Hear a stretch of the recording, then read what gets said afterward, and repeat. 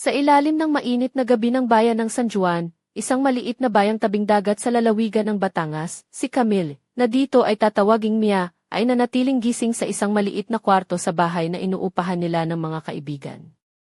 Ang hangin ay nagmumula lamang sa isang maliit na bentilador na matagal nang nag-aalangan, at ang aircon ay sira na, kaya ang init ay kumakapit sa katawan, parang yakap ng isang matigas na tita sa pista.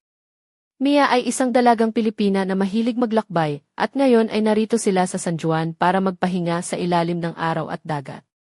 Ang kanyang mga mata ay kumikinang pa rin sa saya mula sa araw na ginugol nila sa mga buhangin ng Laia Beach, habang ang mga alon ay dahan-dahang humahaplos sa dalampasigan, parang pagod na alon na gusto na ring matulog. Ngunit ngayong gabi, ang init ay nanatili, parang hindi pa handang lumisan. Ang bahay na inuupahan nila ay maliit, halos hindi kasya ang mga katawan ng 8 magkakaibigan na kasama niya. Ang iba ay natutulog sa sala, may ilan na nagkalat sa mga lumang sofa, at may mga naglatag ng banig sa sahig. Si Mia, sa kabila ng pagiging malaki ang puso, ay napunta sa isang siksikan at pribadong kwarto. Hindi man ito maluwag, ay least hindi siya kailangang makipagsiksikan sa hilik ng kanyang mga kasama. Suot niya ang isang light cotton dress na kulay puti, na bahagyang sumasayaw sa hangin mula sa bintana. Nakasuot siya ng simpleng sinelas na may mga bulaklak na disenyo, at may maliit na pulseras na gawa sa kawayan sa kanyang kanang pulso. Ang kanyang mahabang buhok ay nakatali sa isang maluwag na bun na naglalabas ng ilan niyang kulot sa mga gilid ng mukha. Ang init ng gabi ay nagpapakita ng malasutlang kislap ng pawis sa kanyang balikat na hindi niya pinapansin, habang siya ay nakahiga sa kanyang kama, pilit na hinahanap ang pinakamakakomportableng posisyon. Isang kaluskos ang narinig mula sa labas ng kanyang kwarto.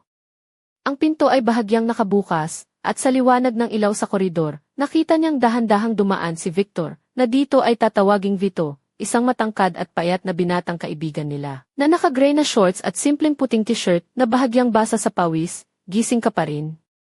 Ang bulong ni Vito, na may bahagyang pag-aalinlangan, halos parang ayaw na gisingin ang natutulog sa sala.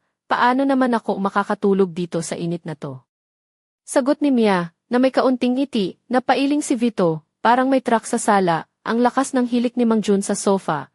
Nakaramdam si Mia ng kaunting tawa habang iniisip ang eksena. Si Mang Jun, isang kaibigan na may malaking katawan, na parang bulldozer sa hilik, hindi na nga lang ako makatulog. Parang pati kapitbahay nakakarinig na. Nagkatinginan sila at sabay na tumawa ng mahinahon, pwede ba akong pumasok? Ayokong gisingin ang iba pero parang masyado ng tahimik dito, tanong ni Vito habang nakatingin sa gilid ng kama ni Mia naman. Dito mas tahimik, sagot ni Mia habang inaayos ang mga unan sa likod niya. Dumikit si Vito sa pader, sumandal sa tabi ng kama. Ang kanyang buhok ay medyo magulo na parang ayaw na niyang ayusin dahil sa pagod.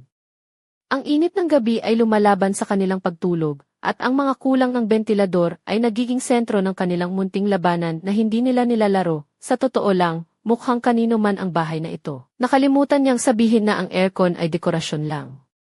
Isang bentilador lang ang meron, kaya parang joke na joke tayo, sabi ni Vito habang pinapatong ang kanyang mga siko sa tuhod. Tumango si Mia, tama ka dyan. Parang gusto ko na lang magtayo ng sariling aircon dito, pero syempre, wala akong pondo. Diba, paano tayo maglalakad sa beach kung wala pang aircon? Napatawa si Vito, nga. Baka naman magbenta tayo ng halo-halo dito para may pang-aircon. Tahimik sila sandali, tanging tunog ng malayong alon mula sa dagat ang pumapalibot. Si Mia ay tahimik na nakamasid sa gilid ni Vito. May kakaibang kapanatagan sa kanyang presensya, parang ang init ay unti-unting nababawasan habang naroroon siya. Nakaka-relax ka ba kahit papaano? Tanong ni Vito, nakatingin sa kanya. Relax naman, pero hindi pa rin ako makatulog, sagot ni Mia na may bahagyang ngiti. Pero sulit naman ang araw. Ang ganda ng dagat kanina, nga, tugon ni Vito, na parang may bagong liwanag sa kanyang mga mata. Gusto ko yung pakiramdam na parang tumitigil ang oras kapag nandoon ka sa tubig. Ikaw lang at ang mga alon, napatingin si Mia sa kanya ng mas matagal, na may bahagyang pamumula sa mga pisngi, hindi dahil sa init lang, parang ang saya mong kasama, bulong ni Vito na may bahagyang hiwaga, napangiti si Mia, sa totoo lang, ganoon din ako. Minsan nagtataka ako kung bakit ka palaging nakangiti, minsan mahiyain ka naman, napailing si Vito, ikaw pala ang dahilan kaya ako nakangiti ngayon, napahinto si Mia, at sa isang iglap ang hangin sa kwarto ay naging mas malamig. Hindi dahil sa bentilador, kundi dahil sa sandaling iyon, sa isang hindi inaasahang sandali, dahan-dahan silang naglapit isa't isa. Ang mga labi ni Vito ay bahagyang humalikan ang mga labi ni Mia. Isang halik na puno ng pag-aalinlangan ngunit puno rin ng pangako. Ang mga mata ni Mia ay nakapikit, habang ang puso niya ay tila tumatalon sa dibdib. Nakalimutan ko na yung init, bulong ni Vito nang bahagyang humiwalay. Matagal ko nang gusto gawin to. Ngumiti si Mia, paborito ko na ang init ngayon. Hindi nila namalayan na ang mga alon sa labas ay tila nagbulungan ng isang lihim, isang bagay na magpapabago sa kanilang buhay sa mga darating na araw. Ang gabi ay hindi pa tapos, at ang hangin ay may dalang mga kwento na naghihintay na tuklasin. Sa likod ng pinto ng maliit na kwarto, may isang aninong dumaan na may kakaibang ngiti, isang lihim na hindi pa handang lumabas sa liwanag. Sa sumunod na gabi sa San Juan, ang hangin ay tila may dalang kakaibang lamig, hindi sa temperatura, kundi sa pakiramdam. Sa kabila ng init ng tag-init sa Batangas, may aninong lumulutang sa paligid ng maliit na bahay na inuupahan nila ni Mia at Vito. Ito ay isang gabi na puno ng mga lihim na hindi pa handang lumabas sa liwanag. Pagkatapos ng maikling halik nila ni Vito, nagbago ang lahat sa kanilang samahan. Sa araw, sila ay nagiging mga normal na magkakaibigan, nagbibiro at nagtatawanan kasama ang grupo. Ngunit sa gabi, lalo na sa tahimik na mga sandali na tila humahaba ang oras, may mga tingin silang ipinagpapalitan na puno ng kahulugan, mga tingin na hindi lang basta pala kaibigan. Si Mia, sa kanyang simpleng puting damit na ngayon ay medyo basa sa pawis dahil sa init, ay nakaupo sa harap ng maliit na salamin sa kwarto nila.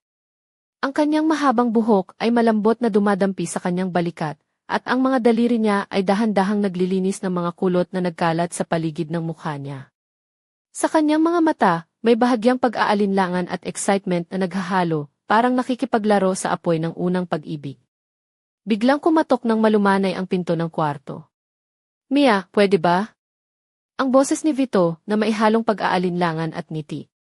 Maliit lang naman dito, kaya pasok ka na, sagot ni Mia na nag-aanyaya sa kanya na pumasok. Pumasok si Vito na ngayon ay nakasuot ng puting polo na bahagyang nakabuka sa liig at maong na shorts. Ang kanyang mga paa ay nakasuot ng simpleng sinelas na medyo kupas na para bang sinasabi ng mga ito na mas gusto niya ang pagiging simple. Ang init pa rin, no? Kahit gabi na, bungad ni Vito habang umuupo sa gilid ng kama ni Mia. Parang gusto ko nang lumangway ulit, sagot ni Mia habang pinipilit ayusin ang kanyang damit, na bahagyang bumabaluktot sa mga balikat niya, nagpapakita ng konting balat na pumupukaw ng atensyon. Natawa si Vito, baka mamaya pa tayo lumangway sa gabi. Alam mo ba, sa tuwing kasama kita, parang lumalamig ang panahon kahit sobrang init. Napangiti si Mia at tumingin sa kanya ng diretsyo. Ewan ko ba, may magic ka ba o anong meron sa'yo? Napangiti si Vito ng mas malaki. Siguro. Yan ang superpower ko, sabi niya na parang nagbibiro, ngunit may kaunting katotohanan. Habang nag-uusap sila, unti-unting lumalapit ang mga katawan nila. Ang mga mata ni Mia ay sumisilip sa mga labi ni Vito, at ang kanyang dibdib ay mabilis ang pag-ikot ng hangin sa bawat hinga. Ang mga daliri ni Vito ay dahan-dahang dumampi sa braso ni Mia, na para bang sinusubukang basahin ang init ng kanyang balat. Alam mo, Mia, simula ni Vito, may mga bagay na hindi mo sinasabi sa salita, pero nararamdaman sa bawat titig at haplos. Tumango si Mia, tama ka. Minsan, mas madali pang maintindihan ang puso kaysa sa mga salita. Sa isang iglap, dahan-dahan silang naglapit, ang mga labi ni Vito ay muling humalik sa mga labi ni Mia, ngunit mas matagal at mas malambot kaysa sa nakaraan. Ang init ng gabi ay tila lumalalim, at ang mga bituin sa langit ay parang mga saksi sa kanilang sandali. Ngunit hindi lahat ay payapa. Sa labas ng bahay, may isang matandang lalaking nakatayo sa lilim ng isang puno, ang mga mata ay nakatitig sa ilaw mula sa bintana ng kwarto ni Mia at Vito. Ang kanyang mukha ay natatakpan ng anino, ngunit ang ngiti niya ay malamig at puno ng lihim. Hindi pa tapos ang kwento, bulong ng matanda na parang nakikipag-usap sa dilim. Sa panahon ng gabi sa San Juan, sa maliit na bahay na puno ng init at lihim, nagsisimula ang isang bagong yugto, isang yugto na magdadala kay Mia at Vito sa mga pagsubok na hindi nila inaasahan. At habang ang mga alon ay patuloy sa pag-awit sa baybayin, ang mga mata ng mga lihim ay patuloy na nagmamasid, naghahanap ng pagkakataon upang sumulpot mula sa dilim.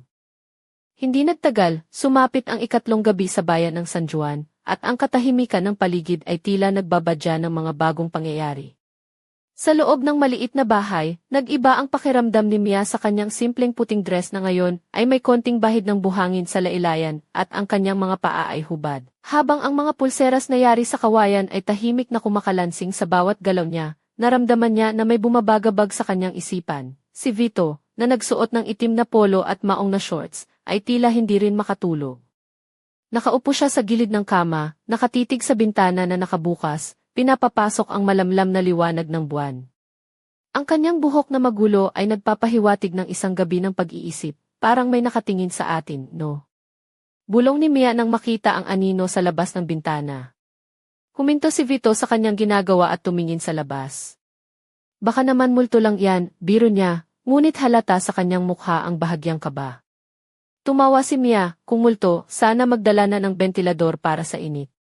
Napatawa si Vito, ngunit nanatiling seryoso ang mga mata niya habang tinitingnan ang dilim sa labas ng bahay. Nilapitan ni Mia si Vito at inilapit ang kanyang katawan sa kanya, ang kanyang mga daliri ay dahan-dahang humawak sa braso niya. Alam mo, nakakatuwang kasama ka sa mga ganitong gabi, sabi niya na may halong lambing at pag-aalinlangan. Ngunit bago pa man sila makapagpatuloy, may malakas na katok sa pintuan ng bahay ang bumalot sa katahimikan ng gabi. Ang mga kasama nila ay gising na, nagulat at nagtaka kung sino ang nandito sa oras na iyon. Pumunta si Vito upang buksan ang pinto, at sa kanyang pagkabigla, nakita niya si Mang Jun, ang matalik nilang kaibigan, na maihawak na isang supot ng pagkain at tila may dalang balita. Pasensya na sa gising, mga tao, sabi ni Mang Jun habang pumasok, pero may narinig akong usap-usapan sa bayan. Sabi nila, may mga kakaibang nangyayari sa paligid ng San Juan. May mga nawawala at may mga taong nagiging misteryoso ang kilos. Nagkatinginan ang grupo at si Mia ay nakaramdam ng bahagyang takot. Ano bang ibig sabihin yan? Tanong niya habang hawak pa rin ang braso ni Vito. Nakakaintriga, di ba? Parang pelikula lang, biro ni Vito upang pansamantalang tanggalin ang tensyon, pero seryoso, baka may dapat tayong bantayan dito. Habang nag-uusap sila, napansin ni Mia ang isang maliit na kahon na nakatago sa sulok ng sala, tila may something na inilagay doon nang hindi nila napansin. Ang kahon ay gawa sa kahoy, may mga ukit na parang sinaunang simbolo, at may bahid ng alikabok, na parang matagal nang nakalimutan. Lumapit siya sa kahon na may halong kaba at curiosity. Ano kaya to? Tanong niya nang bahagyang buksan ang takip. Sa loob, may isang lumang sulat na nakatiklop ng maayos, na may tinta na bahagyang kumupas, at isang maliit na larawan ng isang babae na nakasuot ng tradisyonal na barot saya, ang kanyang mga mata ay tila nakatitig diretso sa puso ni Mia. Vito, tingnan mo to, tawag ni Mia, habang hawak ang sulat at larawan. Binasa ni Vito ang sulat ng marahan, at sa bawat linya, lumalalim ang kanyang ekspresyon. Parang kwento ito ng isang babae na naglakbay sa bayang ito noong taong 1920. Sabi dito, may isang sumpa na bumabalot sa lugar na ito. Isang sumpa na naghihintay ng tamang panahon upang muling magising. Naramdaman ni Mia ang malamig na simoy na dumaan sa kanyang likuran, at sa isang iglap, ang mga ilaw ay bahagyang kumupas. Ano bang nangyayari dito? Tanong niya na may kaba. Parang may gustong ipaalam sa atin, sagot ni Vito na nakatingin sa paligid, ang kanyang mga mata ay nagliliwanag sa dilim. Sa labas ng bahay, ang dagat ay tila sumisigaw ng isang lihim na matagal nang nakabaon sa ilalim ng mga alon, isang lihim na maaaring magbukas ng pinto sa isang madilim na kapalaran para sa kanila. At sa gitna ng dilim, isang anino ang dahan-dahang lumitaw sa pinto ng bahay, naghihintay ng tamang sandali upang pumasok. Isang anino na may mga matang naglalagablab ng mga tanong na kailangang sagutin. Sa pagsikat ng araw sa bayang San Juan, ang liwanag ay tila mas matalim at may dalang kakaibang tensyon. Sa loob ng maliit na bahay, si Mia ay nagising ng mas maaga kaysa sa iba. Suot ang kanyang light blue na cotton dress na bahagyang sumasabay sa hangin mula sa bintana, at may mga pulserang gawa sa kawayan na kumikislap sa kanyang pulso. Nanatili siyang nakaupo sa gilid ng kama. Iniisip ang mga pangyayari ng nakaraang gabi. Ang kanyang mahabang buhok ay maluwag na bumabalot sa kanyang balikat, at ang mga mata niya ay maihalong pag-aalala at determinasyon. Habang nag-aayos siya, narinig niya ang mga sigawan at tawanan mula sa kusina. Lumabas siya ng kwarto at nakita ang mga kaibigan na abala sa paghahanda ng almusal sa maliit na kusina. Si Vito, na suot ang puting polo at maong shorts, ay abala sa paghahalo ng kape habang nakangiti sa mga biro ni Mang Jun na maihawak na tray ng silog. Magandang umaga, Mia, bati ni Vito nang makita siya. Tila hindi ka nakatulog ng maayos, ngumiti si Mia ng bahagyang mahina. Medyo marami lang akong iniisip. Yung mga nangyari kagabi at yung sulat na nakita natin, lumapit si Vito at iniabot sa kanya ang isang tasa ng kape. Basahin mo ito muli habang kumakain tayo. Baka makatulong para maintindihan natin. Habang umiinom ng kape, binasa ni Mia ang sulat. Ang tinta ay bahagyang kumupas, ngunit malinaw pa rin ang mga salita na nagsasalaysay tungkol sa isang babae na nagngangalang Aling Rosa, isang heirloom keeper ng bayan noong dekada 90.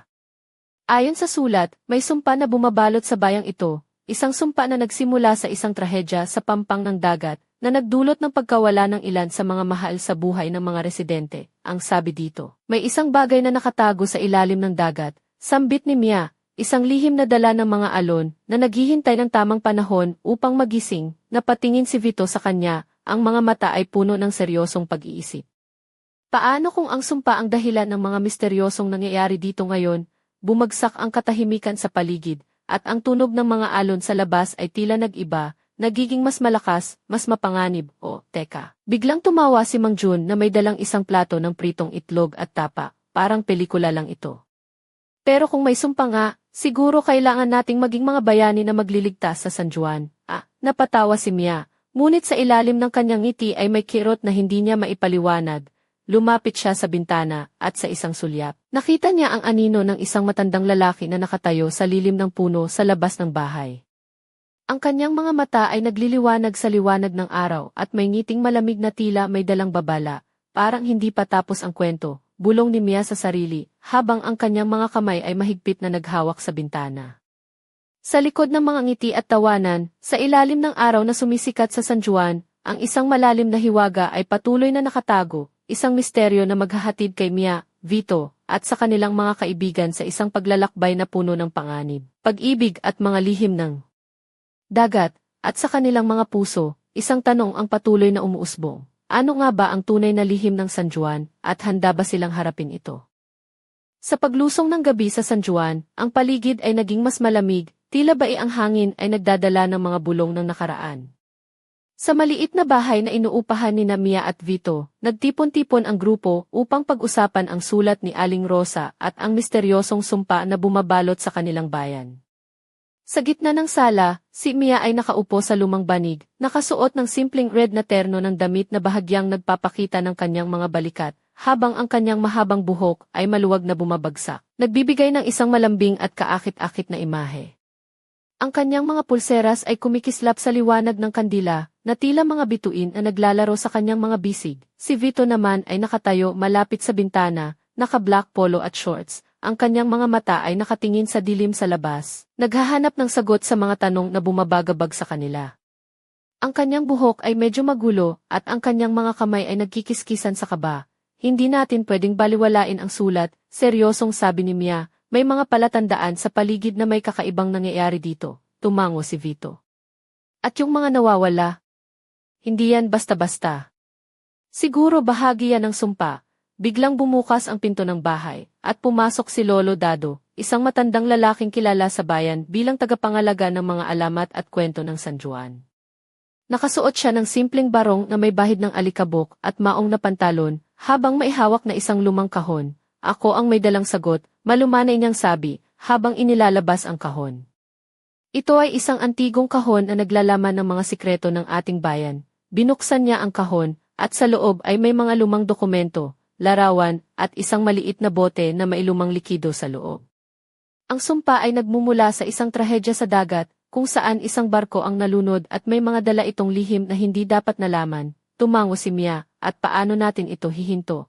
Ngumiti si Lolo Dado, sa pamamagitan ng pagharap sa katotohanan.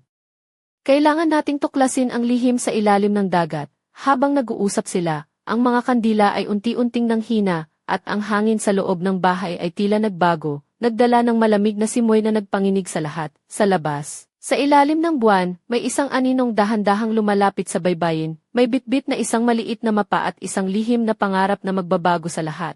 Ang sumpa ng San Juan ay nagsisimula lamang. At ang bawat hakbang ni Mia at Vito ay magdadala sa kanila sa isang paglalakbay ng tapang, pag-ibig, at mga lihim na kailangang tuklasin.